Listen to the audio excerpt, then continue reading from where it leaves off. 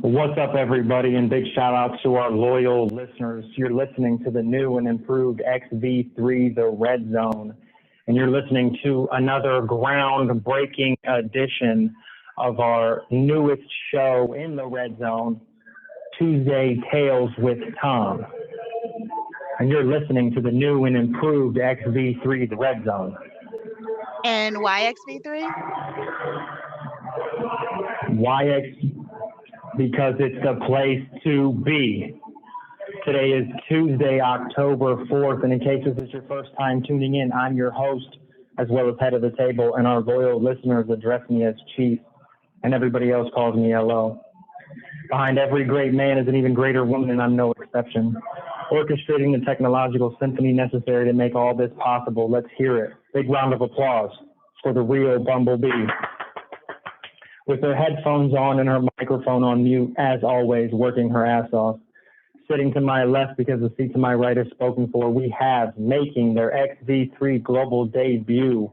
Without further ado, Riders and Ridettes, it is my pleasure to present to you, Tom. Go ahead and introduce yourself, Tom. Hello, I'm Tom. My number is 167055. So my inmate number is 698175. So I got my number in 2014, Tom. When did you get your number? Okay, mine, I got busted in 81, but when I got my actual number, it was probably at the end of 81 or the beginning of 1982. Can't really, it's hard for me to remember all that, that far back. And you've been in prison that entire time? At the very latest. Yes. And so, tell us a little bit about, so what started all this was we came across the project in Louisiana called the Visiting Room Project. Is that right, Portia? And the Visiting Room Project was interviewing guys. That's correct.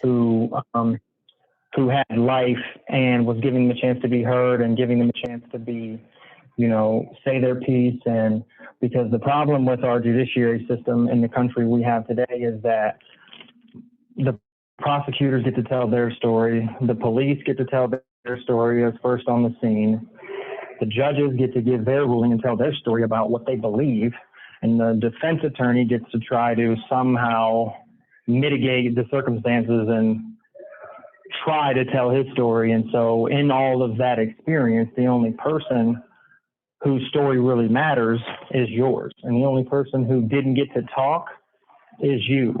And so we just kind of wanted to open the floor and open our platform and just let you kind of tell us a little bit about, how we got here. And you said you're not doing life, but you might as well be doing life. Tell me a little bit about that. Well, I did 20 years in the Feds for banks, and I originally started out in the state for banks. And you asked me if mine been a continuous number. Actually, I was out for 2 months. I did 13 years and got out, and 2 months later, I went to the Feds for more banks. And I did 20 years in the Feds, and when I got done with my federal number, the state people, the APA, came and got me and brought me back into the state because I'm still on my old number, which my old number. That's the Adult Parole Authority. Yeah. My sentence reads 14 to 60. So I can't run that 60 years out. 14 to 60. 2 egg robs, run wild. And so what happens when you go to the board? You've obviously been to the board since your 15th year, right? Yeah, I've been to the board. On your 15th year, they took you. I've been to the board a lot, and the reason why it makes me think that the Feds has something to do with me not getting out is because the only question they ever ask me when I do walk into the parole board is, do I have anything to tell them? I said no. They tell me, all right, just slap it for 5 years. And that's the end of my meeting. Parole board experience. And the Feds, pardon me? That's the end of your parole board experience. One question, one answer, Yeah, and they give you 5 more years. that's And it. that's happened since your 15th Yeah. year, 42 years ago. Yeah, right. And, you know, I all the time I was in the feds, you know, they kept asking me about this because there's only 6 states in the United States that haven't robbed the bank in. So they want to know where all this money, you know, is gone. I mean, it's gone, but they think that something's there, still there, and they want it. And there's nothing I can tell them. And even if there was something there, after all these years of making me do, you know, an ungodly amount of time, I wouldn't tell them now anyway. They can eat it. Right. Absolutely. So with that being said, Yeah. does that make So I mean, you, I don't care if they're standing right in front of me. Pardon me? with that being said, does that make you feel like you are ever going to get out? They're ever going to let you out? No, no, because there's nothing to tell them. So Right. And they won't accept no, that. there's nothing to tell them, so they're not going to let me out. Wow. What a travesty. Yeah, so I'm done. And like I say, even if there was something to tell them, I wouldn't now, even if they're standing in front of me telling me to let me go, if I tell them what's out there, I still wouldn't do it because, you know, they made me waste all my life. Right. So what, I mean, I can't even begin to try to fathom or imagine like what, you know, what that's been like or some of the things that you've seen, but I mean, you seem relatively well put together. You know, you're not on a bunch of meds, you're not a mental health caseload, you're not slinging shit. You know, you seem pretty well put together. So what do you attribute that to? What's been your Well, saving grace or? I mean,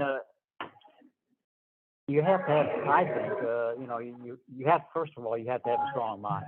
You can't, the minute you start Absolutely. going downhill, and, you know, the minute you start going downhill, they've won. You know, you've let them, they've gotten out on you. And as long as you can stay healthy in your mind and your body, which that's not really part of my body goes anymore, but my mind is still there, you know, and I'm not going to let them beat me. Absolutely. Sharp as a So whip. how, I so can attest to how, that. so how long do you feel like it took for you to get to that place where you felt like the way that you feel, where you're able to have the kind of peace that you have now? What got you there, and how long do you think it took you to get there?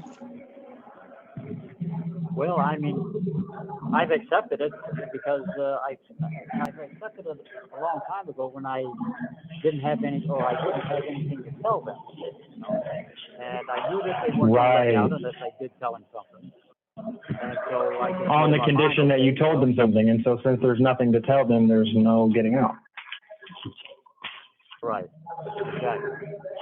And no, I just got to keep pushing on. You know? So even I with, would never let them get me to the point of contemplating suicide or anything else, because that's the ultimate. To me, they would be right, letting them get over. They would win. You know. Yeah, ultimately. absolutely. I see that. Right. 100%. and so even still, so there's nothing left for me.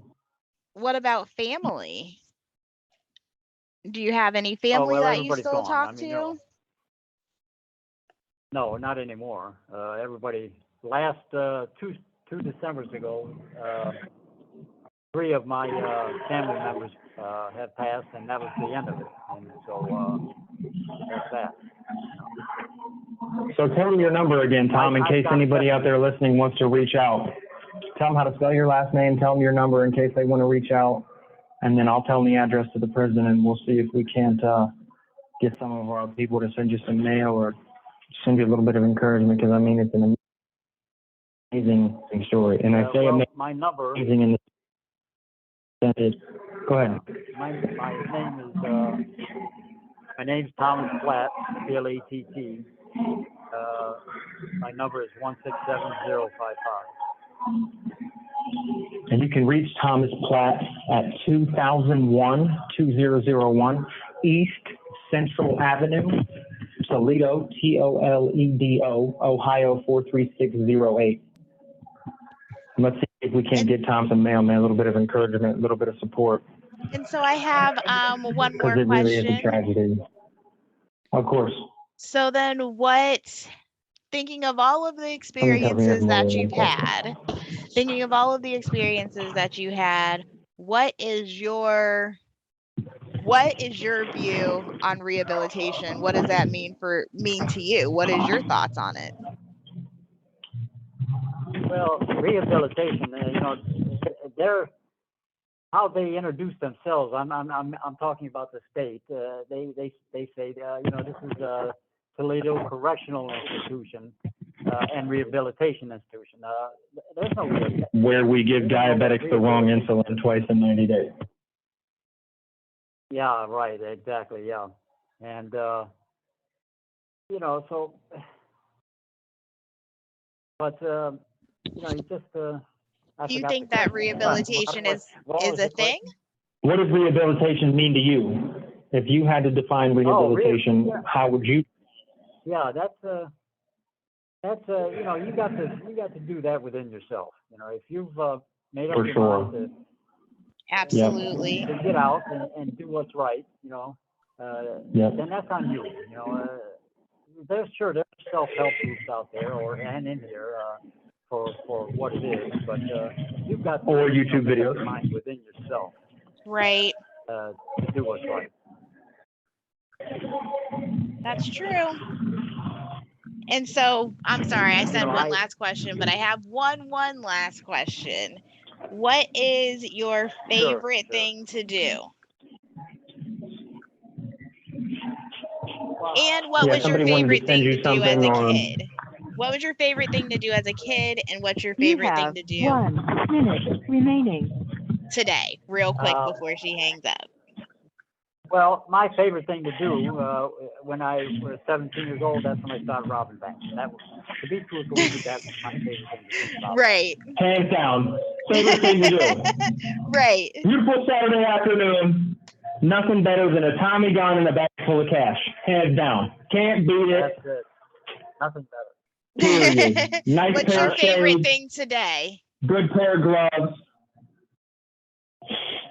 Yeah. What's your Daydreaming favorite about thing robbing now? banks. Listen, they just Tell her, Tom. Yeah, they Yeah, just go ahead. told me You I got had 50 another seconds. Take it all minute the way out. Go ahead. Take it out. left. Well, when I was a kid, I used to love to build bikes and cars. Got it. That was my thing. Nice. Very nice. Well, you did a great job, Tom. It was I'm so sure good the talking to loyal listeners you. out there, yeah, it was so great. We look forward Good to, talking to and we're you. here every Tuesday. So you guys Thank can you for tune in every using Tuesday. You can GTL. hear Tales with Tom. You have 1 minute remaining. We appreciate all our loyal listeners, man. We appreciate you guys tuning in, giving us a chance to spread some positivity, You have 60 seconds remaining. shine some light on a pretty dark situation, man. It's unfortunate, but he's a fighter, man. He's strong. And that's why he's in the red zone. He's here because that's a story that needs to be told. And more importantly, it's a story that needs to be heard. And you can count on us if you can't count on us for anything else. Here in the red zone, you can count on us to tell you stories that need to be heard and are worth listening to. We appreciate you guys. Make sure you mash that subscribe button. Get a hold of Portia. Follow us on Instagram. Buy some merch. XB3. Why XB3? Because it's the place to be. Wear it, rep it, talk about it. If you liked it, tell somebody about it. If you hated it, comment and tell me why. Otherwise, index finger on top of your ring finger. Hold your ring finger down with your thumb. Salute your haters, because without them, who would we do it for? We love you guys, man. Be good. Tuesday. Thank you for using GTL.